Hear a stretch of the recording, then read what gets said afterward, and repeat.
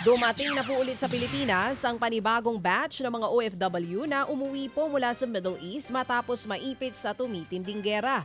Nasa 338 na OFWs at kanilang mga kaanak ang umuwi kahapon.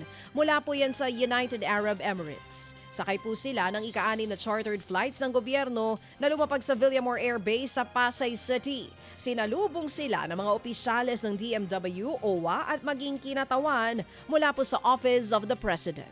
Umaaray na rin ang grupo ng bus operator sa patuloy na pagsipa ng presyo ng krudo.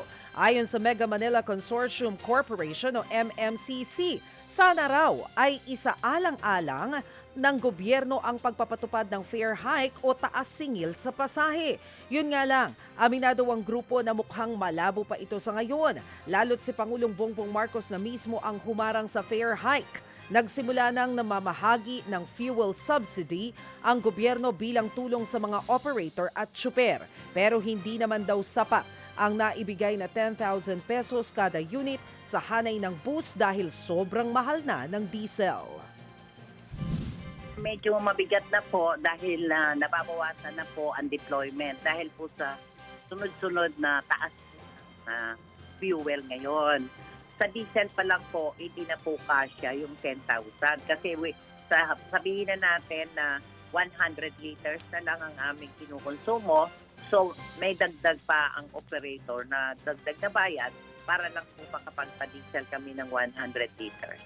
Yan ang tinig ni Mega Manila Consortium Corporation, Juliet De Jesus. Samantala, nagsimula na pong gumulong ang inisyal na dialogo ng Pilipinas at China sa posibleng joint oil at gas exploration sa South China Sea.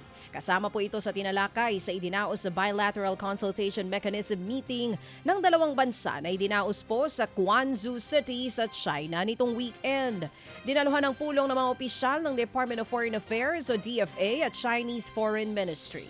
Kabilang sa pinag-usapan ng initial steps sa posibleng joint exploration para matiyak ang energy at fertilizer security ng dalawang bansa. Bunsod pa rin ito ng epekto ng gera sa Middle East na nagpalobo po sa presyo ng langis. Nababahala naman ang grupong United Broiler Raisers Association o UBRA dahil sa oversupply ngayon ng manok sa bansa. Ayon sa grupo, apektado na rin ang operasyon ng maliliit na broilers ng gera sa Middle East dahil tumaas ang gastusin sa kanilang operasyon. Kung magpapatuloy raw ang oversupply na nagre-resulta sa mababang farm gate price, malulugi naman ang mga broiler na hindi mababawi ang kanilang ginastos. Yun nga lang, wala pa rin daw ayuda sa kanila ang Department of Agriculture kahit may naka-standby namang pondo para sa ganitong mga krisis. May pondo naman ho talaga para tulungan kami. Oo. Kaya may krisis o wala. Yung tinatawag na Competitiveness Enhancement Measures Fund, mga mahigit 2 billion ho yan, nasa batas ho yan.